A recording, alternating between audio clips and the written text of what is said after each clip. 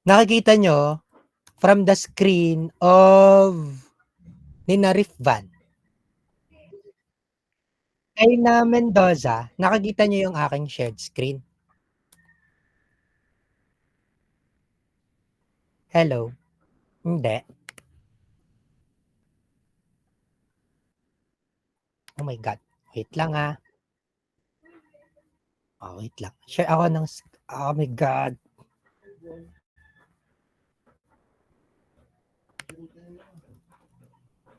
Okay. Mag-share ako ng screen. O, pa-confirm ako for both.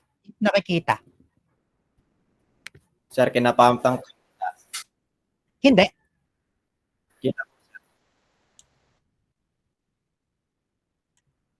Hindi nakikita dun sa kabila. Okay. Sige. Ako, mahihirapan ako dito. Kailangan kong... alam ko na. Hindi pa rin eh.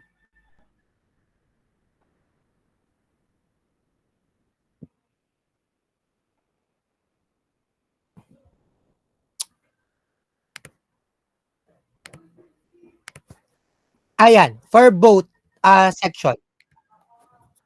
Ano nakikita nyo?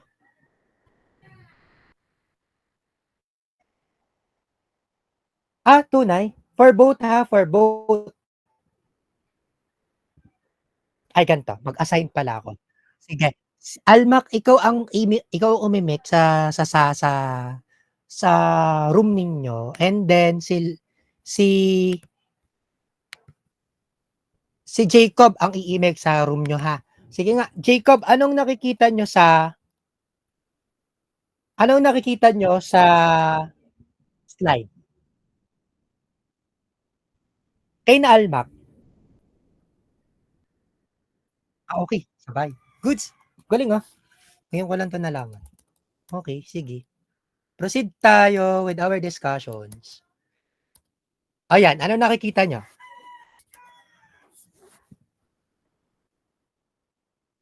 Doon sa kabila. Malupit. Very good. Okay, sige. Okay, tapos na tayo sa ating discussions. Wait nga, mag-open. Ako nga sumali din. Sali lang ako sa kabila. Wait lang ha.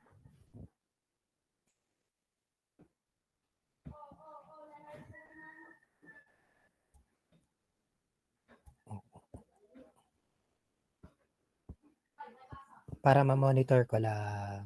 Oops.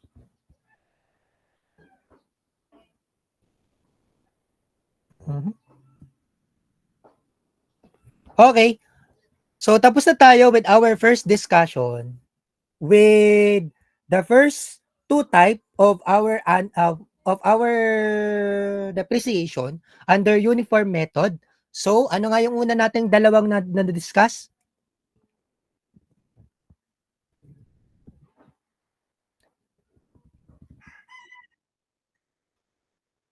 Okay, straight line method and sinking fund method. Ito yung first two type natin.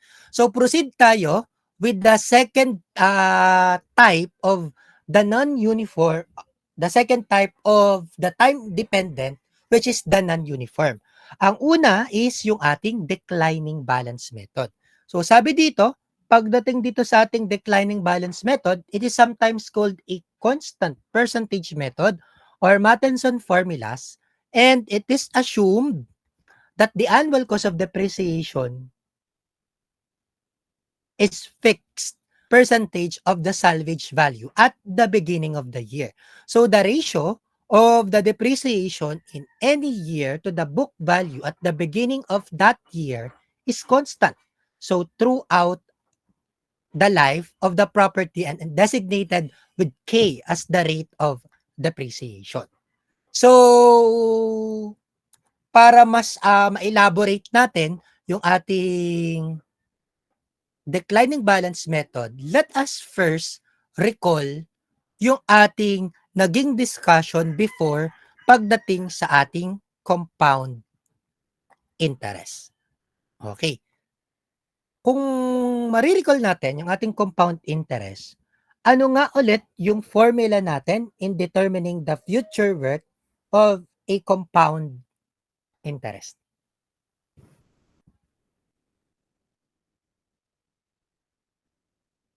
P times the quantity of 1 plus I.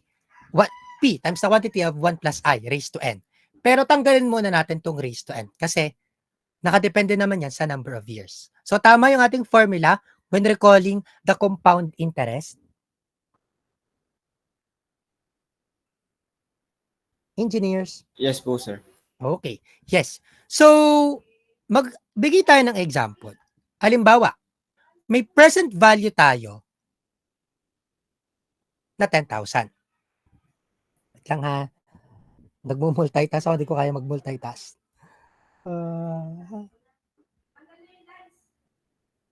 Yun. Alayain ha ba?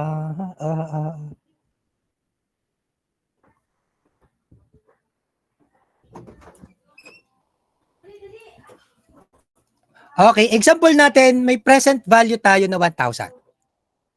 And then, mayroon daw tayong interest, halimbawa lang, na 10%. And tutubo siya, and yung number of years natin, sabihin nating 3 years. No?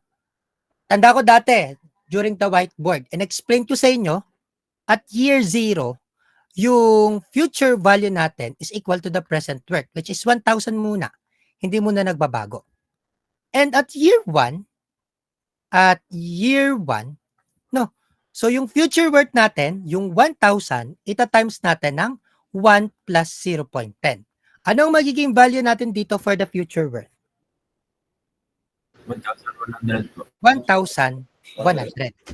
Diba, yung kinikita nating 100 at year 2, yung future value at year 1, gagamitin natin siyang present value dito at year 2. Tanda to? And then 1 plus 0.10. So what is our future worth at year 2? 1,210 po.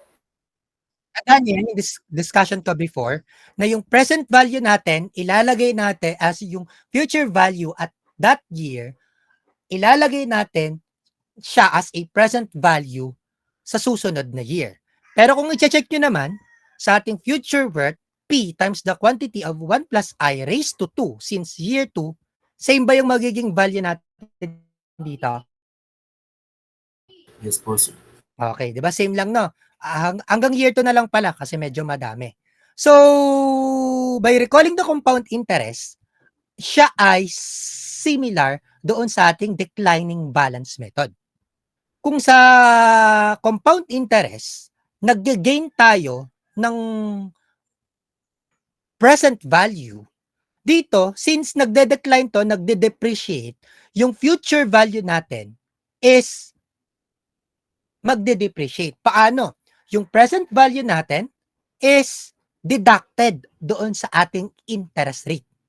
Okay. So again, considering this example, at year 1, at year 0, syempre, yung present value natin is yun pa din kasi wala namang pagbabago. Kung bumili ako ng cellphone, 1,000 pa rin yan. O at year 1, yung future value natin is magde-depreciate na. Bakit? Example, pagbebenta natin at year 1. No. So yung 1,000, ita-times natin ng 1 minus 0.10. Sir, bakit nga minus? Again, we are under the declining balance method, meaning to say, yung value ng isang equipment or ng isang item is nagde-depreciate. So at year 1, anong magiging future value niya? 900 po. 900. So same again, doon sa principle ng ating compound interest, at year 2, yung future value natin, yung present value natin is 900 muna. 900. 1 minus 0.10. So what is our future value at year 2?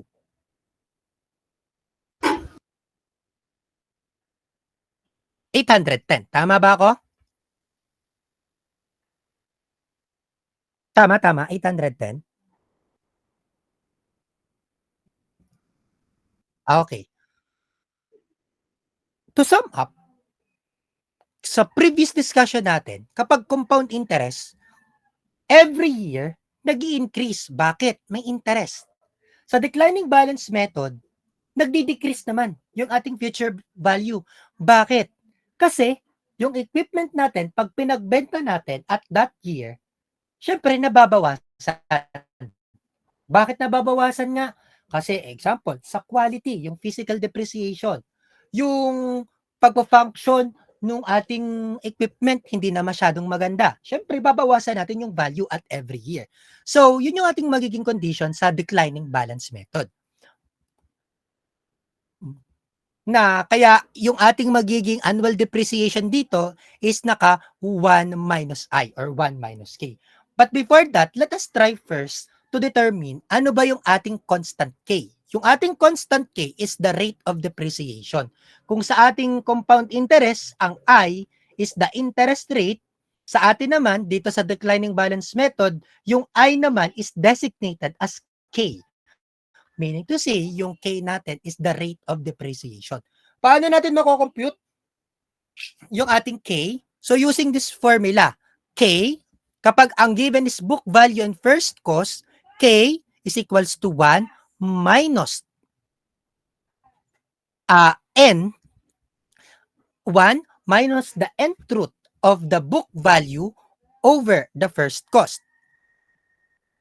Or kapag salvage value, 1 minus the L root of the salvage value over the first cost. Tatandaan nyo, kapag book value, di ba lagi naman ang katambal niya is N? Pag salvage value, laging katambal niya is L. Okay? Tayo with K, ang K again is the rate of depreciation. Ano naman yung ating annual depreciation? I-erase ko na to ha, kasi nag-recall lang naman tayo. So, ang ating annual depreciation is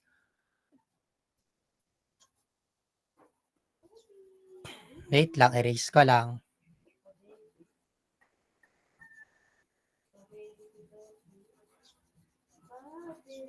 Okay.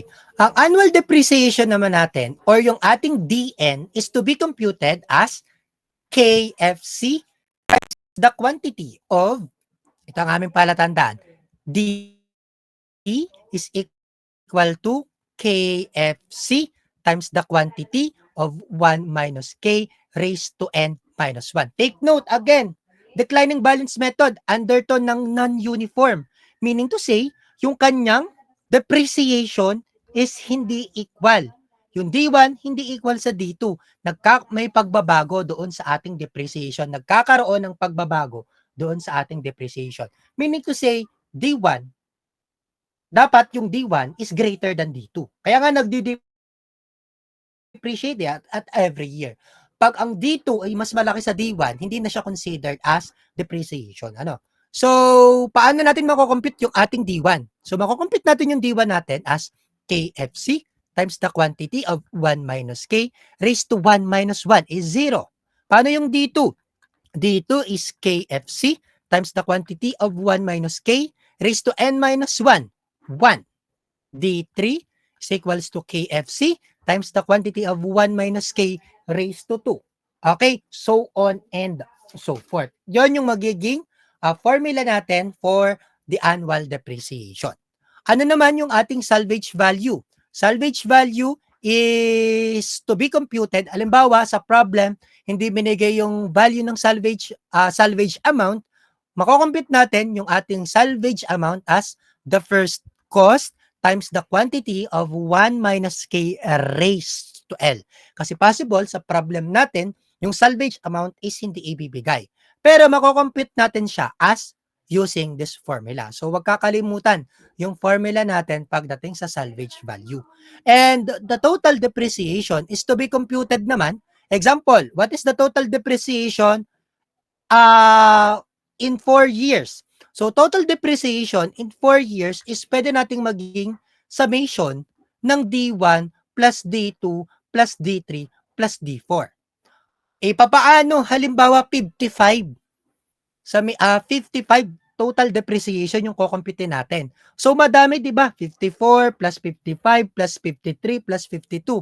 Kumbaga, D1 hanggang D55. D1 hanggang, wait lang, baka magkamali ako, D1 hanggang sa D55. Para i-summarize natin, in order to solve the total depreciation, gamit tayo ng formula as the total depreciation, the first cost times the quantity of 1 minus 1 minus the rate of depreciation all over n. So, pwede natin itong gamitin as your other options in solving the total depreciation. Halimbawa, sobrang dami ng pinapahanap. No? Baka mamaya ang gamitin nyo hanggang total depreciation at year 55. Nako, baka during the exam, isang oras hindi nyo pa nakukuha yung DN. So para dyan, ito yung magiging alternate solution natin in order to solve the total depreciation. Again, wala namang pinagbago sa ating book value. Book value natin is, halimbawa 55. Book value is first cost minus the total depreciation at year 55. And paano po yung ating cash flow diagram? Same lang din sa ating sinking fund method. So first cost is at year 0. Salvage value is at year L. Halimbawa, nandirito yung ating N. So again, ito is naka-curve. Yung book value natin at year end and the total depreciation is at in between doon sa book value and first cost. Siyempre, yung D1 natin is located here, yung D2 is located here, D3 is located here, so on and so forth. Again, tatanda na, D1 is not equal to D2 is not equal to D3. May pagbabago sa ating depreciation. Maliwanag po pagdating sa ating cash flow diagram and also sa ating mga formulas na gagamitin for the declining balance method. Goods po, engineers? Yes po, sir. By speaking, they have questions.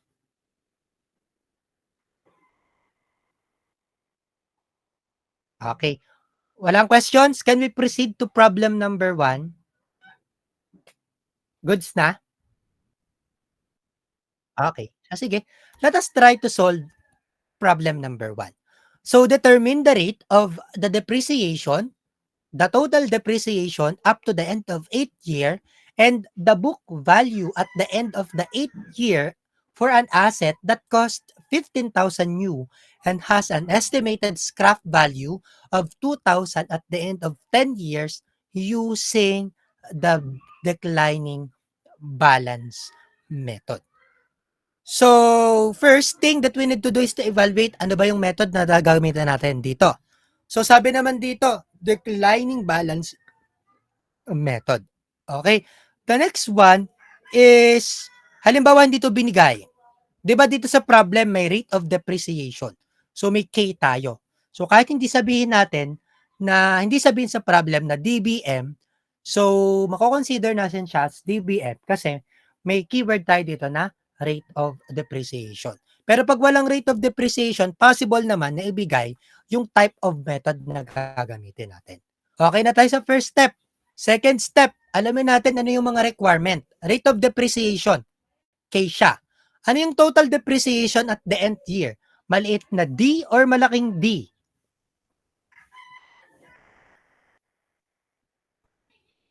Malaking dip. Malaking D. So, yung ating total depreciation at year 8. Very critical to kasi baka mamaya, ang gawin nating solution is D8. So, yun ay, what is the total depreciation at year 8? Yun, at year 8. Pero dito, ayun na pa-evaluate ako ng mga given ng ating tinatanong. Kasi what is the total depreciation at year 8? So, D8. Pero, what is the total depreciation at the end of the year 8? So, D8 siya. And yung ating book value at year 8. So, sige nga, let us try first to evaluate all the given. So, what is our first cost here? 15,000. 15,000. Ano ang ating salvage value? 2,000 po. 2,000. May N ba tayo dito? Meron tayong N. What is the value of N? 8 po. 8 years. And what is the value of L? 10 po. 10 years. So, okay na tayo sa ating mga given. Let us try first to evaluate the cash flow diagram. So again, ito, for me, kahit sa uluhin nyo na, okay na to. 15,000, salvage value na 2,000. Pa-curve yan ha, pa-curve na lang. And then, ito ay 10. Sabihin natin, nandito yung 8, yung book value na 8. Okay, ang D8 natin is mako-compute in between the first cost and the book value. Tama ba ang ating cash flow diagram? Okay. Ngayon, let us try to ang tawag dito, to evaluate yung ating K. Anong ulit yung K natin? K is equal to, anong gagamitin natin? 1 minus the L root of the salvage value divided by the first cost. Bakit salvage value? Kasi yung ating formula dyan is yung ating given dyan is may salvage value. So what is the value of K here? May salvage value, may first cost, may L.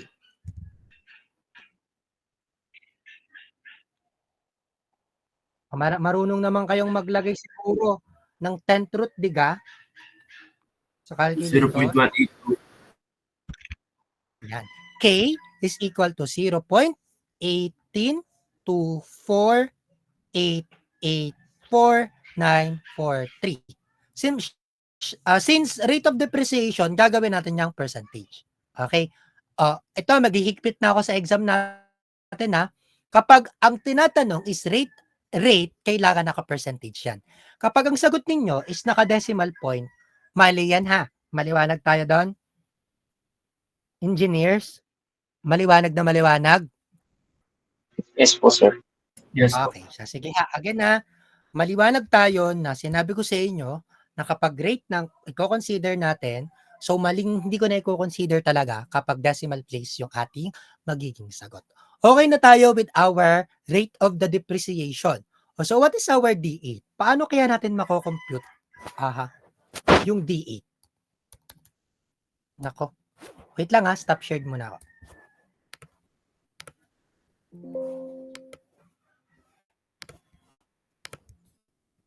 Hindi ko pala na-erase.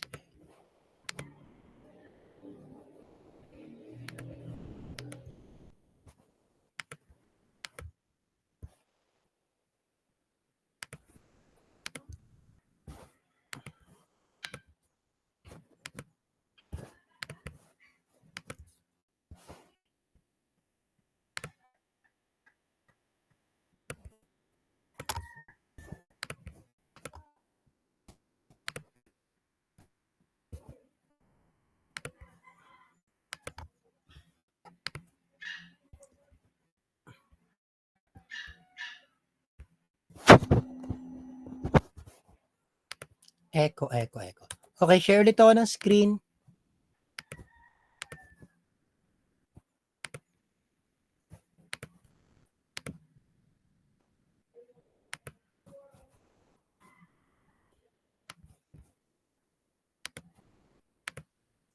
Pa-confirm naman ako doon sa dalawang room if ano yung nakikita nilang PowerPoint.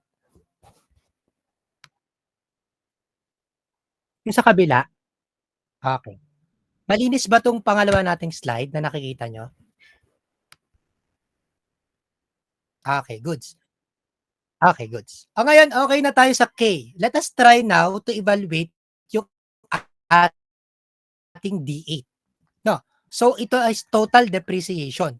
So, yung D8 natin, di ba mayroon tayong formula for the D8? Ano nga ulit yung formula natin? Pagdating dun sa ating total depreciation, FC times the quantity of 1 minus K raised to N ano po. formula natin? Raised to N? Ito lang? minus 1. So, tamang formula natin, guys. Pa-confirm. Hindi, sir. Sir, balik. Baliktad po. Baliktad po yata, sir. 1. Wait lang. Erase. Wait lang ah. Okay. 1 minus 1 raised to k. 1 minus k raised to n. Tama. Okay na tayo sa ating formula. 1 minus 1 raised to k.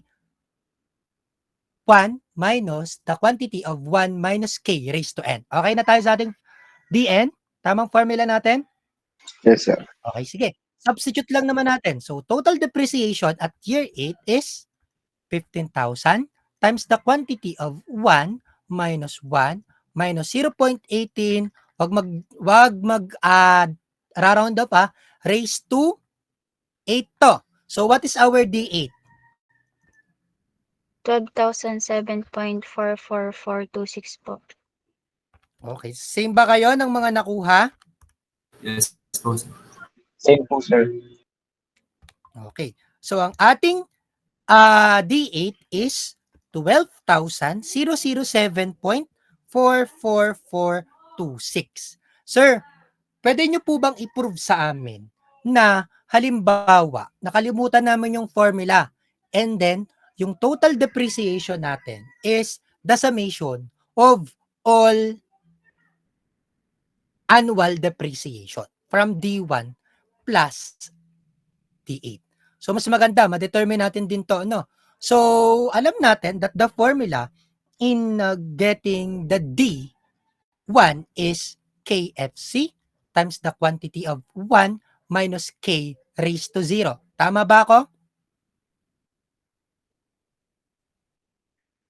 Okay. So, what is our value of K? O, mag-shift store kayo para shift store nyo yung K natin and let us try to evaluate yung ating D1. Para makita nyo din kung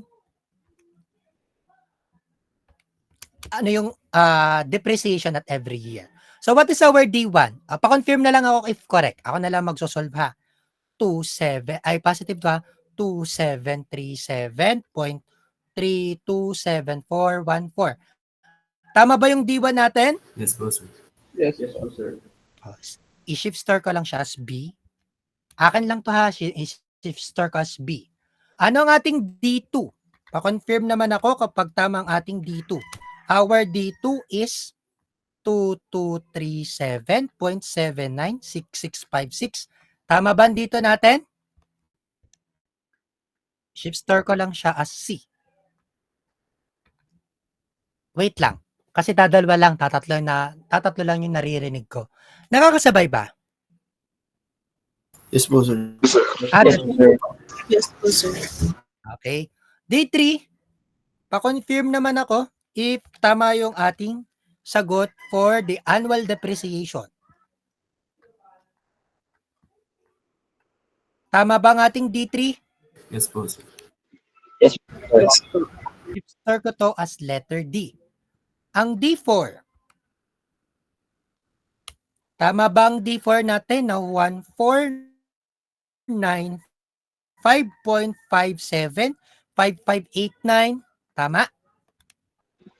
Yes po, sir. Yes po. Tama. Okay, D5. D5 natin is 122.2.650252. Tama ang ating D5? Yes po, sir. Okay. D6. Medyo madami pala to. So, D6 natin is 999.5306481. Tama ba ang D6 natin? Yes po, sir. Yes po, sir. Yan, ito yung sinasabi ko sa inyo pala na computation na dapat kong makita, no? Diba, ilalagay nyo yung formula muna dito, no? Pwede kayong maglagay ng shift store C, pero yung D2, ilalagay ninyo, yung mga value. Pwede kayong maglagay ng C, D, E, F, M, pero yung mga value niya, under doon sa mga hinahanap nyo as C, ilalagay naman ninyo. Okay? for D7, ang D7 natin is 817.1278051. Tama ba ang ating D7? Yes po. Ganyan ako before mag-solve dati. And lastly, yung ating D8 na 668.011383. Tama bang D8 natin?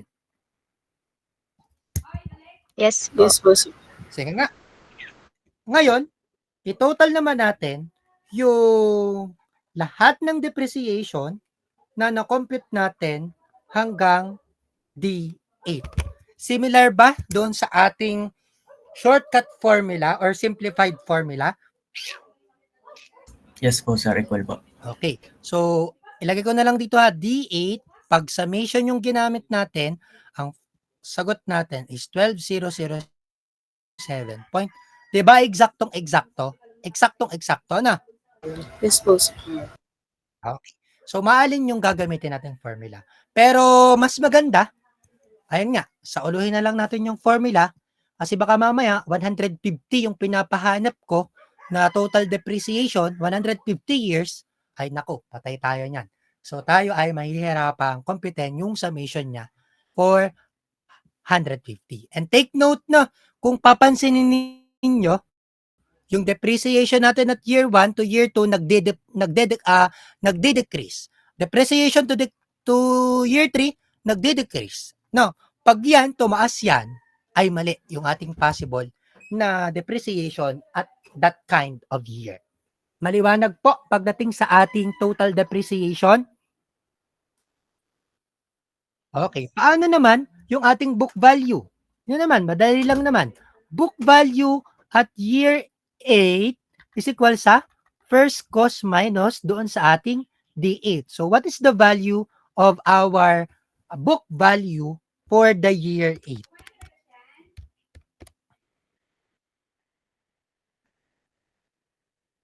Okay, 2,992.555739.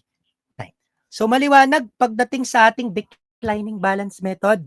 May questions ba kayo pagdating sa ating mga solutions? Sir, pwede pong kahit alin ang unahin. Oh, sige, kahit alin ang book unahin. value po Okay lang. unahin. Okay po.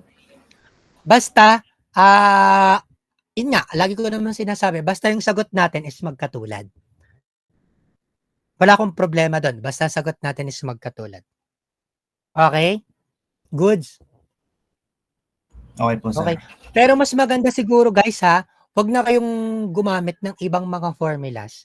Kasi nga, yun na nga gumawa na nga ako ng way para bigyan kayo ng pinaka-simplified formula and minamano-mano nating isolve.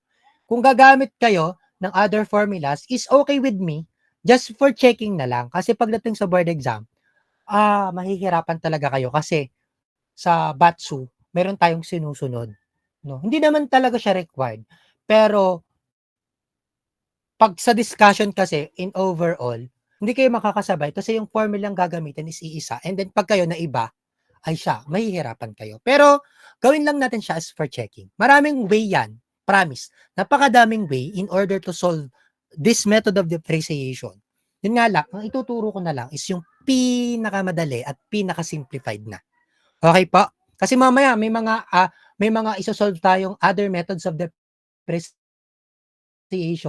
na hindi ko susundin kung ano yung nasa PowerPoint. So, bahala kayo kung anong gusto nyo maging solution. Okay, goods tayo doon? As long as tama yung sagot natin. Goods. Okay, can we proceed sa other types of depreciation, which is the double declining balance method? This method is very similar to the declining balance method, except that the rate of the depreciation K is replaced by 2 over L. So again, same lang din ang cash flow diagram, same lang din ang formula, ang pinagkaiba lang, yung K natin is to be replaced by 2 over L.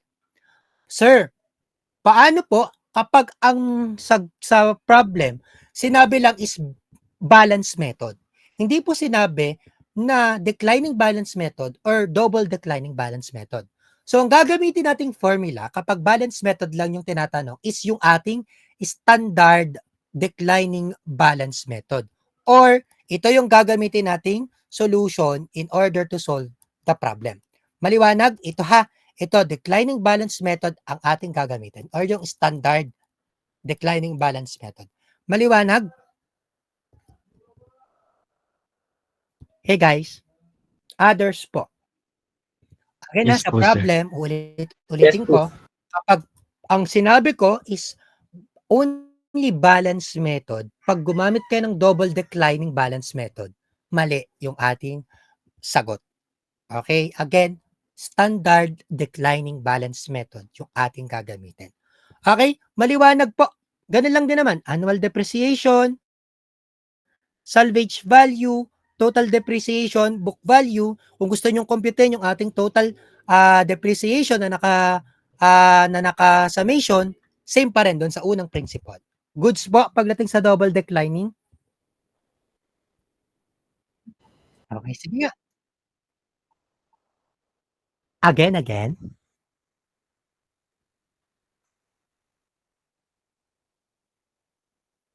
1 minus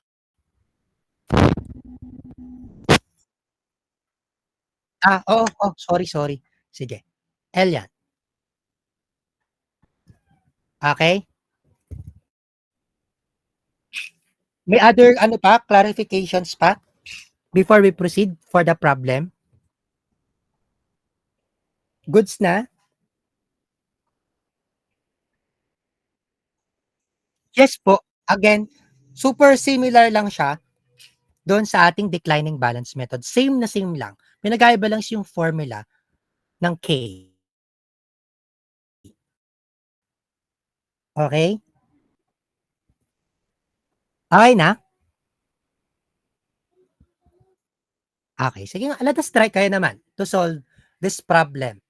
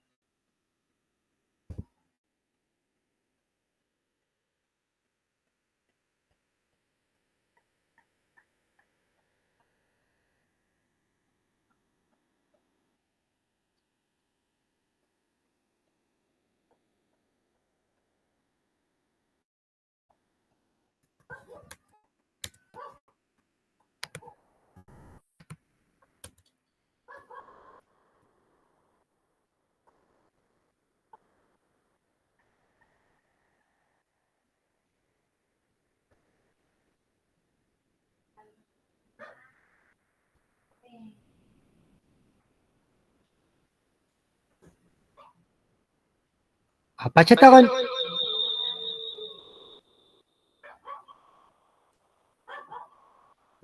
Pa-chat ako ng sagot natin Nag-i-echo.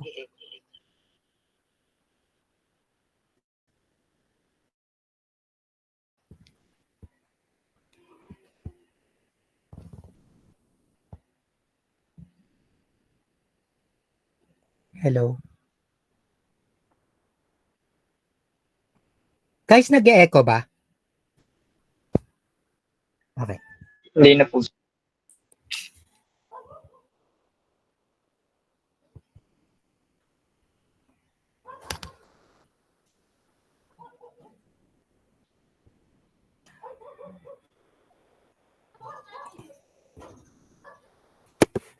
May sagot na ba kayo? Wala ko nakikita. Parang wala pa, di ba? Pa-check naman. Tingnan ko na lang dito. Wala pa. Okay.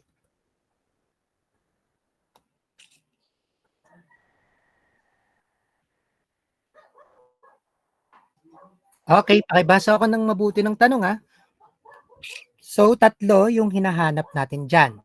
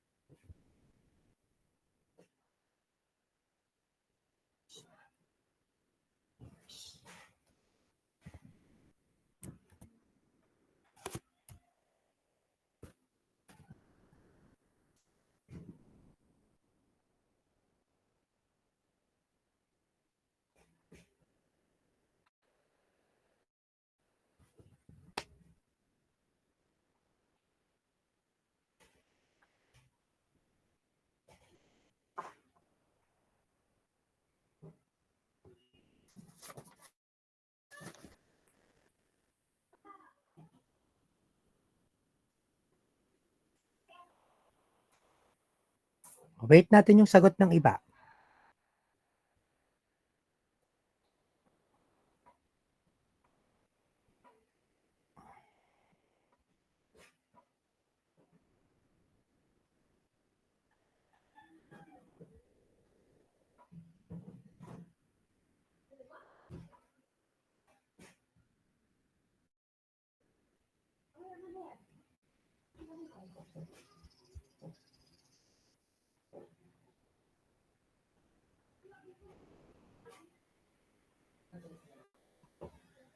Okay, I think tama naman yung mga sagot ninyo.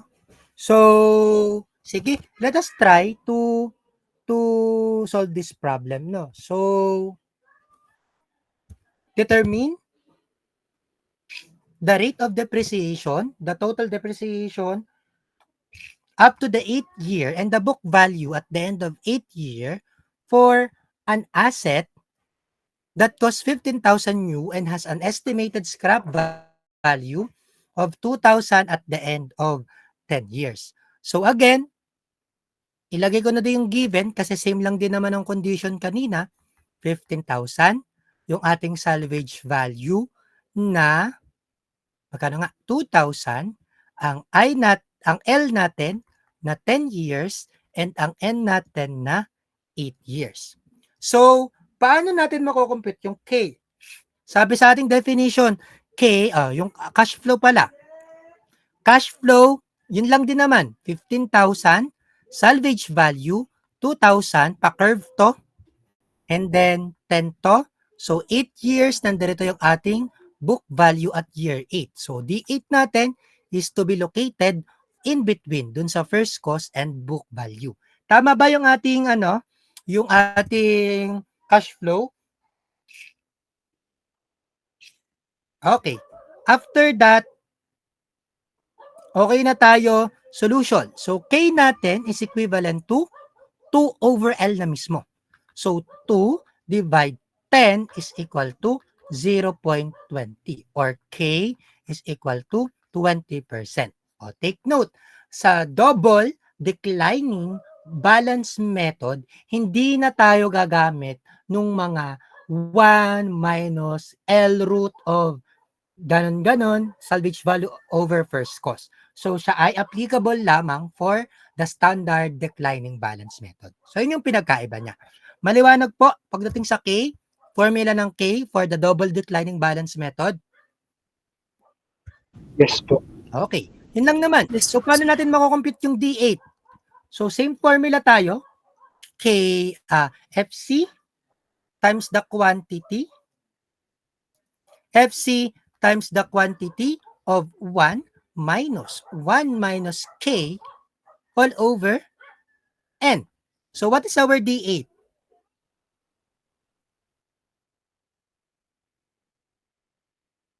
Okay. D8 natin is hindi ko na isa-substitute ha, 12,483 point, again, 4176. Na-compute ba natin yung D8, guys? Yes po, sir. Yes, Okay, sir. goods. Kung gusto nyo kunin yung summation ng D8, so yun na, computein nyo muna yung D1 plus hanggang D8. Then yung D1, may formula tayo ng D1, substitute nyo lang yung K as L over 2 or yung K natin as 20%. Ano ngayon yung magiging book value natin at year 8? Yun nga, first cost minus doon sa ating book value, doon sa ating D8. So what is the value of our D8? BB8 pala. 5824. Okay? Maliwanag po, na-compute natin yung ating book value at year 8. Yes po, sir. Okay. Sige, kung mapapansin ninyo, doon sa ating declining balance method, yung ating K, pagsama-samahin natin, wait. Sa ating declining balance method, declining balance method versus the double declining balance method, yung K niya is 0.18, 0.20. So kita nyo agad yung difference. So mali talaga kapag ang sinolve natin is double declining balance method kapag hindi in-state sa problem.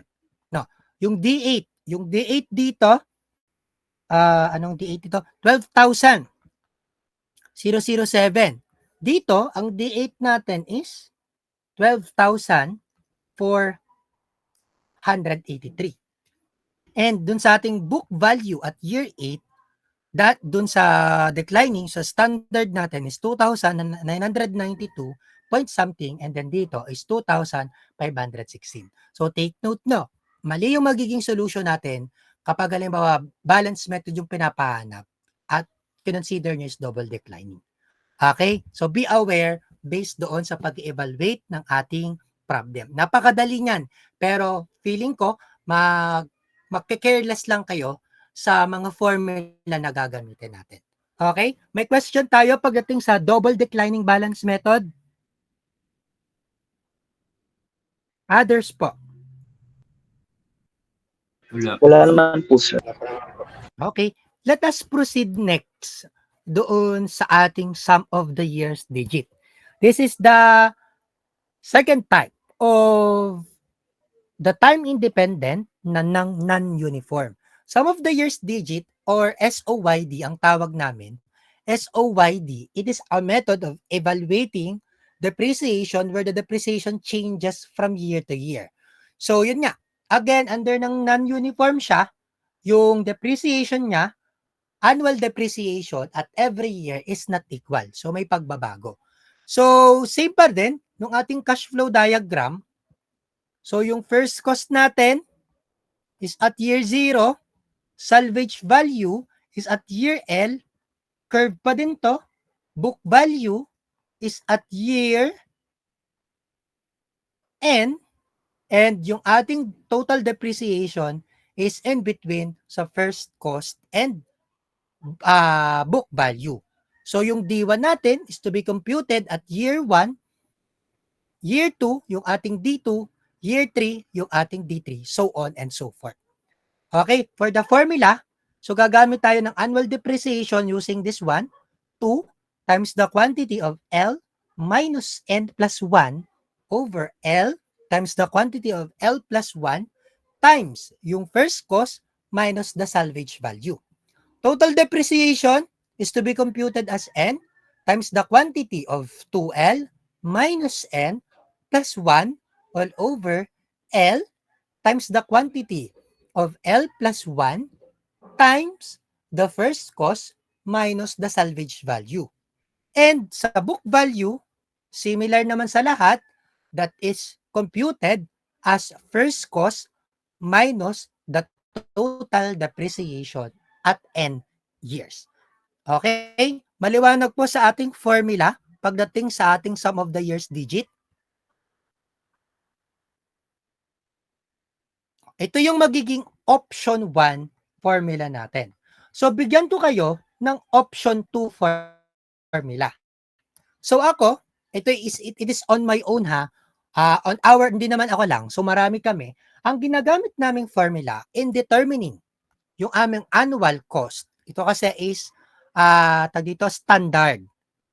Ito yung aming ginagamit na formula for the annual depreciation. So, pwede nyo itong gamitin as your formula. So, ang formula namin for the annual depreciation is yung first cost minus the salvage value times the quantity of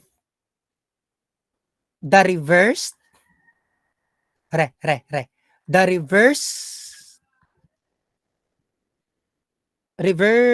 digit divided by the SOYD, where yung SOYD is to be computed as L all over 2 times the quantity of 1 plus L. Sir, ano pong ibig sabihin nung reverse digit? Halimbawa, for example, para mas maganda magbigay na tayo ng example.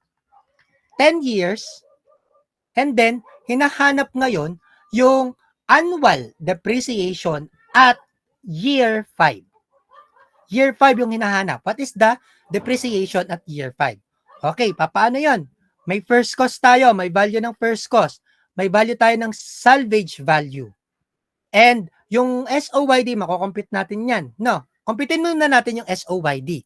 So, since 10 years, yung ating useful life, 10 divide sa 2, 1 plus 10. Anong magiging SOYD natin? 55 years. So, paano natin ano sir, ano ibig sabihin ng reverse digit? So, ganito yung reverse digit. Gawa ko ng cash flow para mas maganda. Bilang ako ng 10. 0, 1, 2, 3, 4, 5, 6, 7, 8, 9, 10. Diba ang pinapahanap is the depreciation at year 5. Paano yung reverse? So, magiging reverse natin, yung D1 natin is nasa 10th year. Yung D2 nasa 9 years. D3 nasa 8 years. D4 nasa 7 years. D6 nasa 5th year. D5 nasa 6, 4, 7, 8, 9, 10. Maliwanag? So, meaning to say, yung reverse digit niya, yung reverse year pala, reverse year na lang. Reverse year niya is, hanapin natin, di ba, D5. So, ang D5 is nasa year 6. So, yung lalagay natin dito is 6 divided by 55. Maliwanag? O, paano pag D1? So, first cost minus salvage value times the quantity of, anong ilalagay natin dito? 10. 10 divide 55. Paano pag year 2? O, dito natin is first cost minus salvage value times anong dito? 9 years divide 55. Or, para mas maganda, kung gusto nyo talaga yung pinakamagandang formula, first cost minus salvage value times the quantity of L minus N minus 1, i-divide lang natin sa SOYD. Kapag nalilito sa reverse digit, ito din yon. Okay tayo doon? Goods? Hi guys. Yes po, sir. O, halimbawa, at D5. O, di ba may first cost? Ito yung compute natin. At year 5 ha, at year 5, D5. So, D5 is, ang magiging L niya is 10 minus, ano ang N? 5 minus 1 over 55. Di ba 10 minus, wala na to. 10 minus, 5 minus 1 is 4. Then 10 minus 4 is 6 pa din. So, same lang din naman siya dito. Okay, kapag nalilito lang sa reversed year. Goods? Pwede nyo siyang maging second option for your computations. If, halimbawa, nakalimutan yung ating formula for the annual depreciation. Gamit lang kayo nito. Gamit lang ng SOYD and then okay na. Maliwanag po for the annual depreciation, engineers. Yes po, sir. Others po. Sir, Ah, dun po sa original po ay plus 1 po, tapos po dun po sa bago ay minus 1. Oo. Yep. Okay Yep, po, sir. yep. Okay na? Yes po, thank you po. Okay. Paano naman ko kumpitin yung total depreciation? So, total depreciation naman, B. Total debt. Ang total depreciation is to be computed first cost minus salvage value times the quantity of the summation of the reversed year. Again summation of the reversed year divided by the SOYD. For example again, 10 years yung ating useful life and then ang hinahanap is the total depreciation at year 5. So again, gamit lang ako dito ng cash flow. Halimbawa nalilito. Halimbawa lang nalilito. Ito is guide lang pero pwedeng din na kayo gumamit nito. 6, 5, 4, 3, 2, and 1. Paano yung magiging solution natin dyan kapag ganito yung condition? So first cost minus salvage value Ano yung mga reverse? 10 plus 9 plus 8 plus 7 plus 6. Diba? D5. Summation ng D5 natin is D1 plus D2 plus D3 plus D4 plus D5. So D1 plus D2, D3, D4, D5. So meaning to say hanggang 6. 10 to 6 and then yung SOYD natin dito is 55.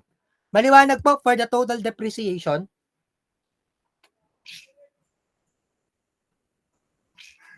Others po, maliwanag. Yes po, sir. Yes po, sir. Yes po, sir. Again na, summation ng reversed year kapag total depreciation. Pag book value naman, yun lang. First cost minus the total depreciation. Okay, do you have questions regarding sa ating formula pagdating sa sum of the years digit for the option 1 and option 2 formulas? May question? Maliwanag yung option 2?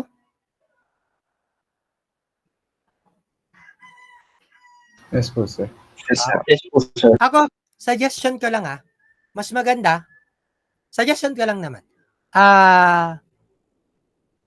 option 2 yung gawin natin kasi mas madali siya. Yun nga lang, sasolo lang yung SOY kasi minsan sa board exam, ang tinatanong kasi, what is the sum of the years digit lang? Meaning to say, yung total number of years, yung SOYD. So, di ba, may form, makocompute natin siya as L over 2 times the quantity of 1 plus L. Papasaulo din kasi sa inyo yan kapag halimbawa, pag ito lang yung sinaulo nyo. Yan lang naman. Just to share. Okay. Can we proceed to problem number 1 if wala nang tanong? Pwede na? Sige. Yes po.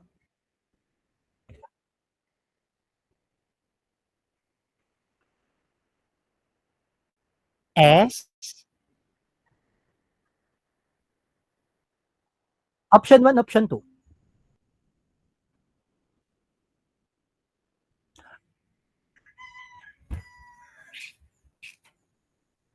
Anong tanong?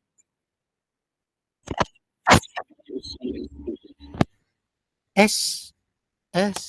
Ano?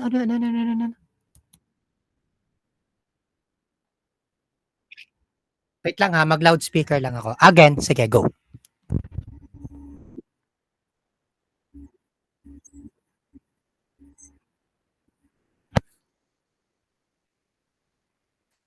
SOYD.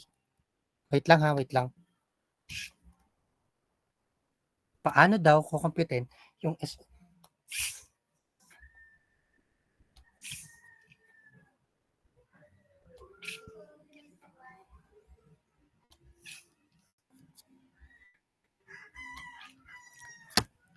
SOYDM.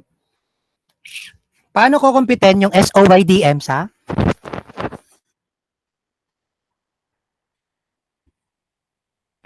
Ay, hindi. Ang SV salvage value.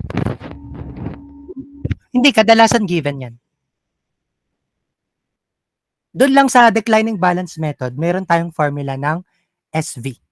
Pero kadalasan talaga dito sa sum of the years digit, yung salvage value natin and first cost is always given. Pero, halimbawa, kapag ang hinahanap is SV, yun nga, gagamitan natin ng mga formula na ganito. So, paiikutin lang natin.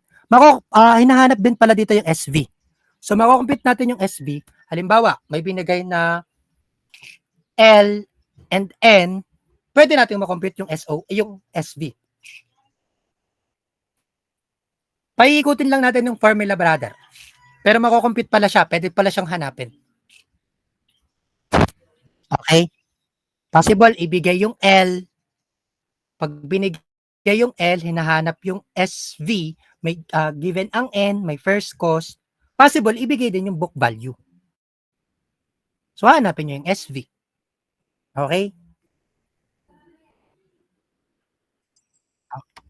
Hindi kita kayang bigyan ng formula in order to solve the SV since yun nga, papaikutin lang talaga natin yan.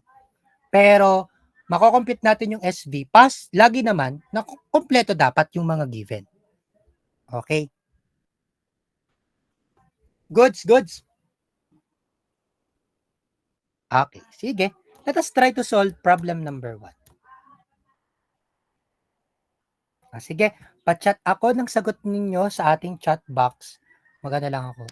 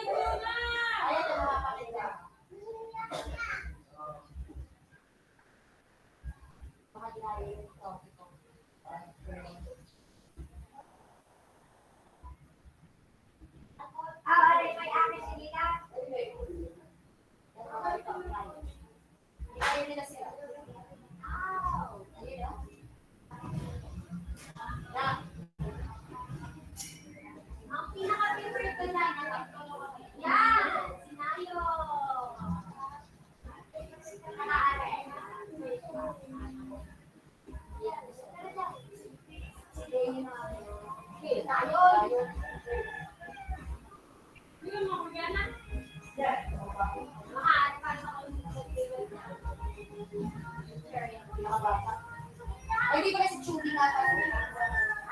Yun yung leader.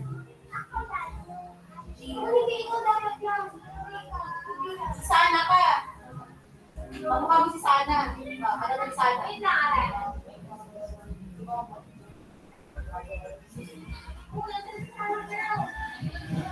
Yun, hindi ko kaya. Yan, hindi yan. Yan ang bunso. Ayaw yan ang bunso.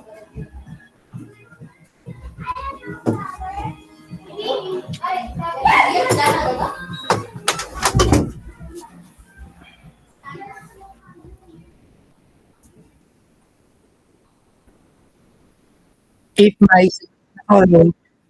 pa-chat na lang ako.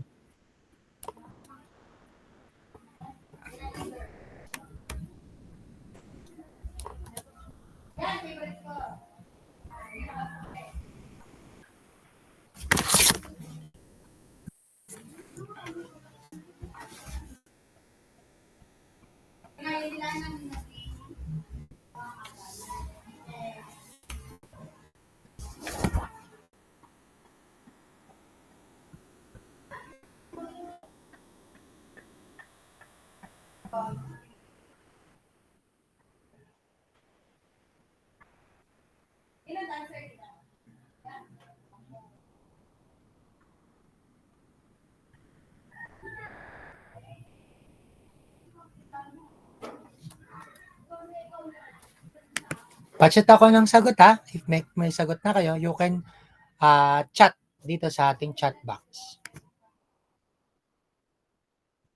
Yes po.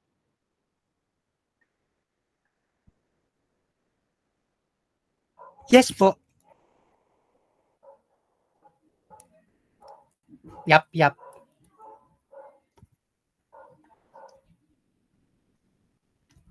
Naka-parenthesis siya.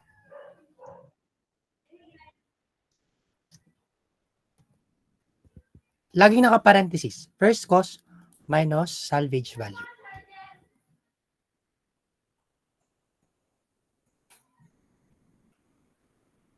Akala nyo ba na kapag kinocompute yung total depreciation, yun na din yung book value? Hindi.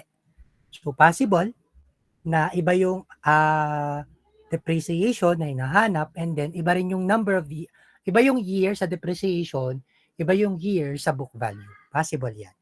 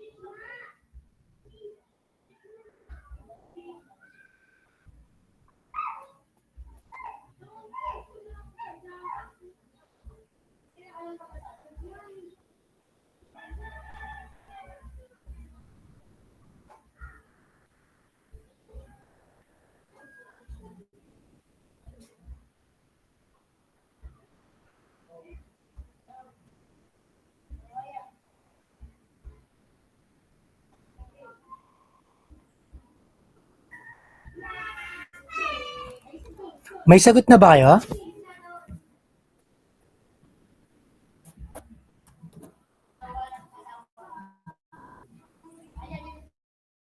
Meron na po, sir. Ba't wala akong nakikita? Baka po sa kabilang meet po. Okay.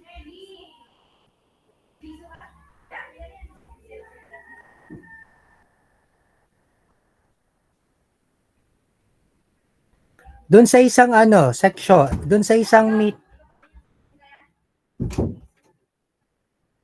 wala akong nakikitang may sagot.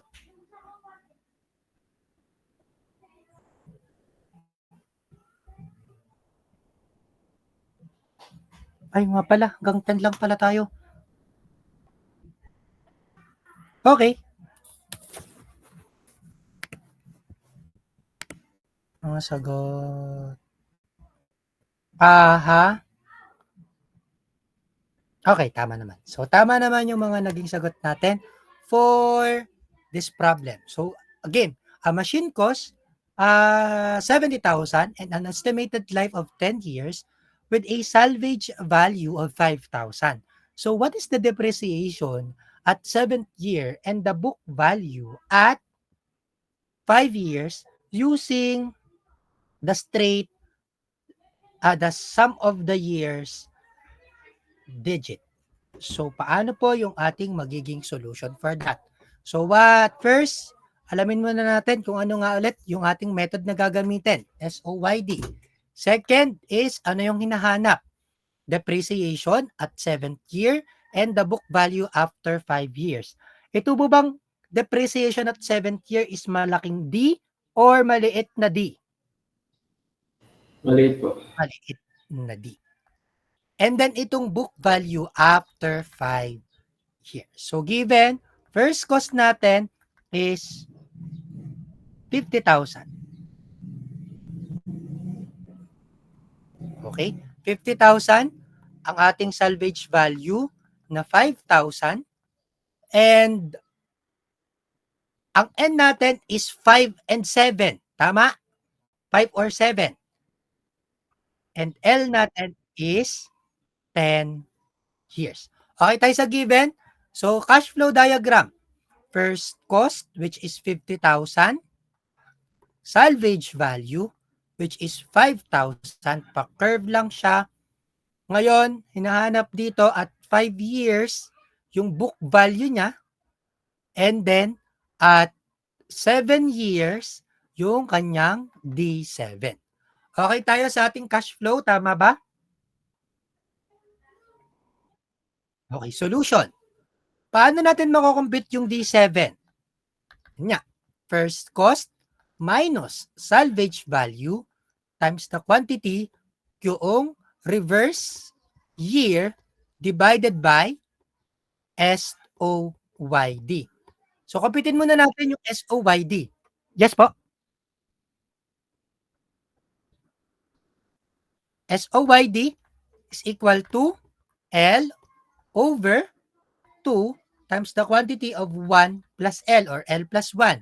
So, 10 divide 2, 1 plus 10. Ano ang ating SOYD? 55. Okay na tayo sa ating SOYD. Ano ngayon yung magiging reverse natin? Or pwede natin siya palang ano na lang natin. Yung L minus N minus 1. So, D7 natin is 50,000 minus 5,000. Ano ang ating magiging reverse year dito? 4 all over 55. O, paano natin ma-check na tama yung 4? Tingnan nga natin dito. At 10, 9, 8, 7, 6, 5, 4. So, D1, D2, D3, D4, D5, D6, D7. So, tama naman na 4. So, therefore, ang ating D7 is equal to 4,727 point, sabihin natin 73, approximately equal to. So, tama ba ang ating D7 na 4,727.727?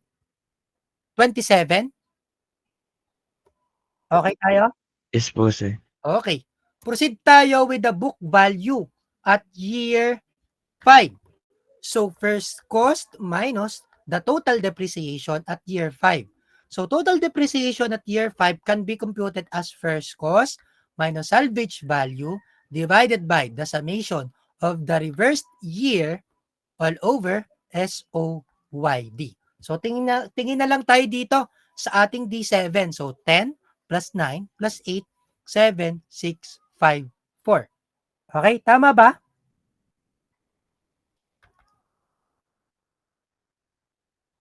Ayaw nga pala, hanggang 5 lang. So, 1, 2, 3, 4, 5, hanggang 6. Tama?